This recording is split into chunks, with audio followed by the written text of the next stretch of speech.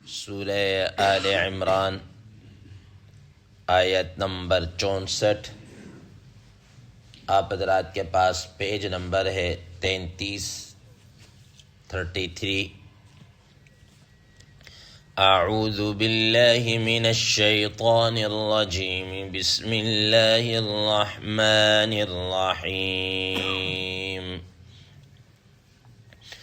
قل يا أهل الكتاب تعالوا إلى كلمة سواء بيننا وبينكم ألا نعبد إلا الله ولا نشرك به شيئا ولا يتخذ بعضنا بعضا أربابا من دون الله فإن تولوا فقولوا اشهدوا بأننا مسلمون۔ صدق الله العظيم۔ اللهم صل على محمد النبي الأمي وعلى آله وسلم تسليما كثيرا كثيرا۔ محترم سامعین کرام، اس آیت مبارکہ کا ترجمہ اللہ تبارک و تعالی ارشاد فرماتے ہیں، قل یا اہل الکتاب تعالوا، آپ صلی اللہ تعالی علیہ وسلم فرما دیجئے، کہہ دیجئے، اے اہل کتاب، تعالوا الی کلمۃ، تم آؤ ایسی بات کی طرف، سواء بیننا و بینکم، جو کہ ہمارے اور تمہارے درمیان برابر ہے، مسلمہ ہے، اللہ نعبد الا اللہ، وہ یہ کہ ہم اللہ کے علاوہ کسی اور کی عبادت نہیں کریں گے، ولا نشرک بہ شیئا، اور ہم اللہ تعالیٰ کے ساتھ کسی کو شریک نہیں ٹھہرائیں گے، ولا يتخذ بعضنا بعضا اربابا من دون اللہ، اور ہم میں سے بعض دیگر بعضوں کو اللہ تعالیٰ کے علاوہ رب نہیں بنائیں گے، فإن تولوا، تو اگر وہ منہ پھیر لیں، روح گردانی کر لیں، فقولو، تو تم ان سے کہہ دو، تم لوگ ان سے یہ کہہ دو، اشہدو، تم اس بات کے اوپر گواہ رہو، بِأَنَّا مسلمون، کہ ہم تو فرما برداری کرنے والے ہیں، اطاعت کرنے والے ہیں، ماننے والے ہیں۔ محترم سامعین کرام، ما قبل کی آیات میں آپ حضرات کے سامنے مباہلے کا ذکر ہوا، مباہلہ کسے کہتے ہیں، کیا معنی ہے، یہ سارا کچھ آپ حضرات کے سامنے تفصیل کے ساتھ بیان ہو چکا۔ محترم سامعین کرام، آپ حضرات کے علم میں یہ بات بھی ہے کہ نجران کا جو وفد آیا تھا تو ان کے سامنے رسول اللہ صلی اللہ تعالی علیہ وسلم نے دین اسلام کو رکھا، اللہ تعالیٰ کی وحدانیت کو بیان کیا، اور ان کے جو عقائد تھے ان کو دلائل کے ساتھ رد کیا، لیکن وہ لوگ پھر بھی نہیں مانے اور مباہلے کا چیلنج قبول کیے بغیر جزیہ کے اوپر صلح کر کے چلے گئے۔ دوسرے نمبر پر یہ بات بھی آپ حضرات کے علم میں ہے کہ اس سے پہلے جو ہم نے سورہ بقرہ پڑھی، اس میں اللہ تبارک و تعالیٰ نے زیادہ تر مخاطب وہ یہود رہے ہیں، ان کو مخاطب کر کے بات کی گئی، اور اس صورت کے اندر زیادہ تر روئے سخن وہ نصارہ کی طرف تھا۔ اب آج کی ان زیر 10 آیات مبارکہ کے اندر اللہ تبارک و تعالیٰ نے دونوں کو یعنی یہود اور نصارہ جو اہل کتاب ہیں ان کو مخاطب کرتے ہوئے اس بات کی طرف بلایا ہے کہ دیکھیں کچھ چیزیں ایسی ہیں جو ہمارے اور تمہارے درمیان مشترکہ ہیں، تو کم از کم ہم کسی ایک پوائنٹ کے اوپر تو اکٹھے ہو جائیں، کسی ایک نقطے کے اوپر تو آ جائیں، ٹھیک ہے۔ کسی ایک بات کے اوپر تو ہم کیا ہو جائے، ہمارا اتفاق ہو جائے۔ محترم سامعین کرام، آپ حضرات کے علم میں ہے کہ یہود وہ تورات کے ماننے والے، عیسائی انجیل کے ماننے والے، اسی طریقے سے صابی لوگ تھے وہ زبور کو ماننے والے، یہ سارے کے سارے لوگ اہل کتاب کہلاتے تھے۔ جس وقت قرآن مجید کا نزول ہو رہا تھا اس وقت روئے زمین کے اوپر کوئی اکا دکا آدمی ہی ایسا ہوگا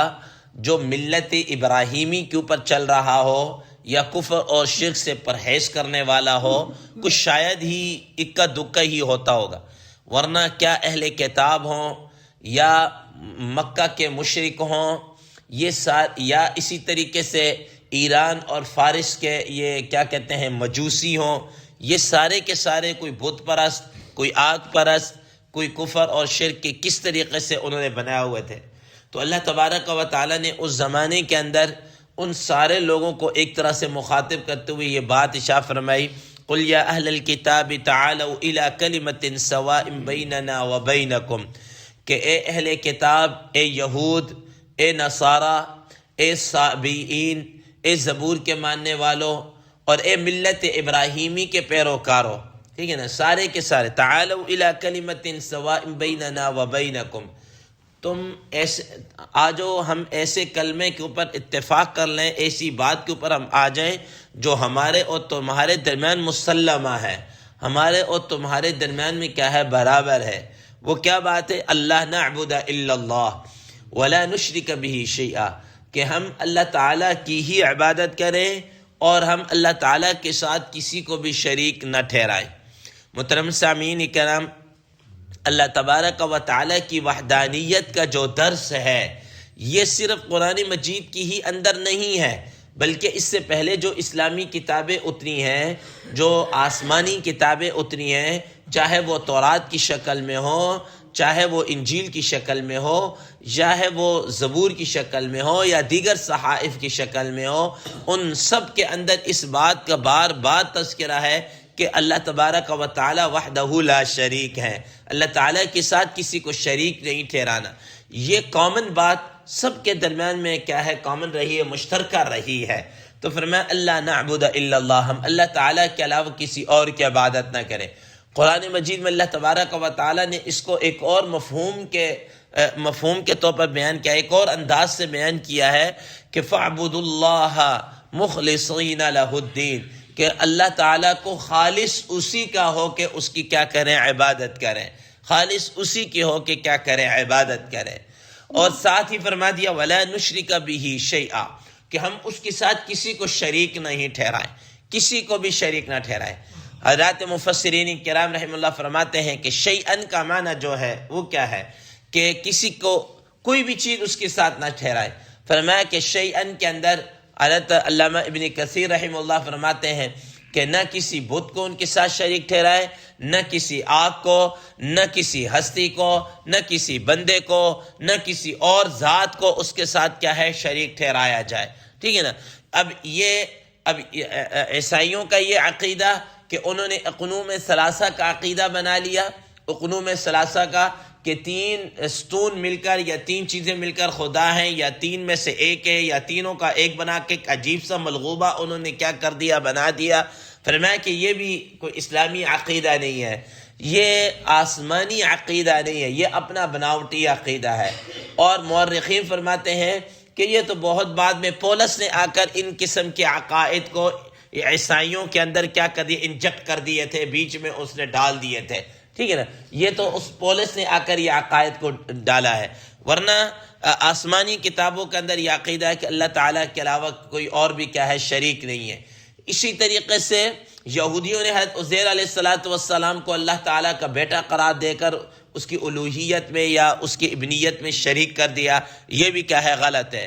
یا جس طریقے سے ہندوؤں نے اوتار اور مظہر خدا کا ایک عقیدہ کیا کر دیا، گھڑ لیا۔ اوتار یا مظہر خدا کا کیا مطلب، اور یہ عیسائیوں نے بھی اسی کو اڈاپٹ کیا ہے۔ وہ کیا ہے، وہ کہتے ہیں کہ خدا کسی نہ کسی انسان کی شکل میں ظاہر ہو کر آ جاتا ہے، کسی انسان کی شکل میں ظاہر ہو کر آ جاتا ہے۔ یہی وجہ ہے کہ ہندوؤں کے اندر دیکھ لیجئے کہ ان کے ہاں یہ کرشن نگر اور ہنومان اور پتہ نہیں کیا عجیب انہوں نے بنایا، انہوں نے کہا یہ اللہ تعالیٰ کی طرف سے کیا تھے، اوتار تھے۔ کیا مطلب کہ اللہ تعالیٰ کسی نہ کسی بندے کی شکل میں کیا ہے آ گئے، اور یہی عیسائیوں نے بھی اسی چیز کو کیا ہے لیا ہے کہ حضرت عیسیٰ علیہ السلام کے اندر اللہ تعالیٰ حلول کر رہے ہیں یا اللہ تعالیٰ ان کی شکل میں آ گئے ہیں، یہ ساری چیزیں انہوں نے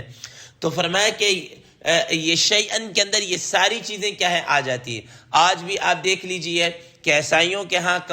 ان کے گرجوں کے اندر حضرت مریم علیہ السلام کی تصویریں، بناوٹی تصویریں بنا کر ان کے پوجا پاٹ کی جا رہی ہوتی، ان کی تعظیم کی جا رہی ہوتی ہے۔ تو یہ اللہ تعالیٰ نے اس عقیدے کا کیا کیا ہے، رد کیا ہے۔ اب یہ بیماری جو ہے محترم سامعین اکرام، اب یہ بیماری صرف یہود یا ہنود یا کیا کہتے ہیں اپنا عیسائیوں کے اندر نہیں رہی، یہ بیماری مسلمانوں کے اندر بھی کیا ہے آ چکی ہے۔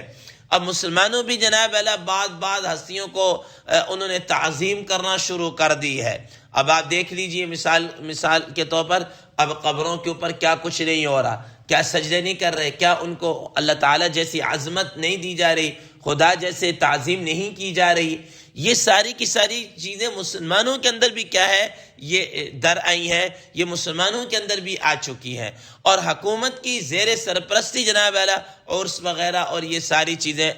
کی جا رہی ہوتی۔ اب یہ جو عرس ہے یا کیا ہے، یہ آپ دیکھ لیجئے، کبھی آپ کا اتفاق ہو، کبھی آپ جا کر دیکھیں تو وہاں پر کیا ہو رہا تھا، وہ قبروں کے سامنے ماتھا ٹیک رہے ہوتے ہیں، سجدہ کر رہے ہوتے ہیں اور اس جیسی تعظیم لے کر آ رہے ہوتے ہیں۔ اور یہ حالانکہ یہ جتنی بھی بزرگان دین گزرے ہیں یہ تو وہ ہیں کہ جنہوں نے اپنی پوری زندگی اللہ تعالیٰ کی وحدانیت کو بیان کرتے کرتے ساری زندگی گزاری ہے، ساری زندگی انہوں نے اس پر بت پرستی کی، شرک کی اور اس ساری چیزوں کی کیا کی، نفی کی ہے۔ آج کا مسلمان جناب اعلیٰ انہی کو خدا اور خدا کا قریب اور پتہ نہیں کیا کچھ سمجھ کر انہی کے سامنے ماتھا کیا ہے ٹیک رہا ہے۔ رسول اللہ صلی اللہ تعالیٰ علیہ وسلم نے تو قبروں کو پکا کرنے سے بھی کیا کیا ہے، منع کیا ہے کہ ولا تجسسوا، کہ قبروں کو پختہ کرنا، اس پر چونا لگانا یہ مت لگاؤ۔ اور آج تو جناب اللہ سنگ مرمر اور پتہ نہیں کیا کچھ لگا کر قبروں کو پختہ کیا جا رہا ہوتا ہے، کتنے مزار اور کتنے کچھ سارا کچھ ہے۔ حالانکہ ہونا یہ چاہیے قبر بالکل کچی ہو۔ اگر آپ کا بہت زیادہ کسی کو ثواب پہنچانے کو یا ثواب لینے کا کہ ان بزرگوں کی ارواح کو ہم نے ثواب پہنچانا ہے، تو بھائی یہی تم خرچہ جو کر رہے ہو، یہ جو تم خرچہ کر رہے ہو، یہ تم کسی غریب غربا کو جناب دے دو، اس کا جناب مکان بن جائے گا، اس کی کوئی جھونپڑی بن جائے گی، وہ تمہیں ساری زندگی دعائیں دیتا رہے گا۔ اب یہ جو تم نے اس کو مکان بنا کر دیا، نیکی کا کام کیا، اس کا ثواب تم جس مرضی ہستی کو بخش دو، کون تمہیں منع کرتا ہے؟ کوئی تو منع نہیں کرتا۔ آپ تو یہ دیکھ لیجئے صورتحال یہ ہے کہ بڑے بڑے مزاروں کو تو چھوڑ دیجئے، میں پچھلے دنوں قبرستان میں اتفاق ہوتا ہے، حدیث میں بھی آتا ہے کہ قبروں میں، قبرستان میں کبھی کبھی جایا کرو تاکہ تمہیں آخرت کی فکر ہو۔ ہمارے اساتذہ کی وہاں پر قبر ہے تو ہوتا رہتا ہے اتفاق جانے کا۔ وہاں پر میں ایک جگہ قبر سے گزرا، اتنی بڑی نہیں ہے وہ، اس میں انہوں نے جناب علیہ ایک بڑی پختہ سی اور اس طریقے سے بتائی۔ ایک واقف حال نے بتایا کہ یہ جو حضرت یہ جو قبر نظر آ رہی ہے نا، یہ اس کی پتہ نہیں کتنی گہری کھدائی کی ہے اور کھدائی کر کے اس کو بنایا ہے۔ تقریباً یہ پرانی بات ہو چکی ہے اب، ٹھیک ہے نا۔ تو کہہ رہے ہیں اس وقت اس کے اوپر جو خرچہ آیا ہے وہ تقریباً 39-40 لاکھ روپیہ صرف اس کے اوپر کیا ہے خرچہ آیا ہے۔ اب مجھے یہ بتائیں کہ یہ کسی بڑے مزار کی بات نہیں کر رہا ہے، ایک عام سے قبرستان کے اندر بنائی جانے والی ایک قبر کی کیا کر رہا ہوں، بات کر رہا ہوں۔ 40 لاکھ روپے اس بندے نے لگا کر اس قبر کو نیچے سے اوپر اور پختہ اور اس طریقے سے کیا۔ اب مجھے یہ بتائیں کہ 40 لاکھ روپے کے اندر کسی غریب کا کم از کم 2, 2.5, 3 مرلے کا مکان نہیں بن سکتا، ایک سمپل ایک نارمل سا؟ تو وہ اگر بنا کر دیتا ہے یا یہ بنا، اس قبر والے کو زیادہ ضرورت ہے یا اس غریب کو کیا ہے زیادہ ضرورت ہے؟ ٹھیک ہے نا، تم نے بنا کر کون سی اس کی خدمت کی ہے؟ تو محترم سامعین کرام، تو یہ چیزیں ہمارے اندر بھی کیا ہے در آئی ہے، ہمیں دوسروں کو کہتے کہتے خود ہی جناب اعلیٰ کیا ہے اس کے اندر غرق ہو گئے۔ تو فرمایا کہ ہم اس بات اللہ نعبد الا اللہ، ہم اس بات کے اوپر اکٹھے ہو جائیں کہ ہم اللہ کے علاوہ کسی کی عبادت نہیں کریں گے۔ ہم ہر نماز کے اندر یہ کہتے ہیں ایاک نعبد و ایاک نستعین، ہم تیری ہی عبادت کرتے ہیں، لیکن زبان سے تو ہم یہ کہہ رہے ہیں لیکن عملی طور پر ہمارا کچھ اور ہی کیا ہے چل رہا ہے۔ اور فرمایا ولا نشرک بہ شیئا، اور ہم اللہ تعالیٰ کے ساتھ کسی کو کیا ہے شریک نہیں ٹھہرائیں گے۔ ما بقیہ انشاءاللہ کل کے درس میں ذکر کی جائے گی۔ اللہ تبارک و تعالی عمل کی توفیق عطا فرمائے۔ وآخر دعوانا ان الحمد للہ رب العالمین۔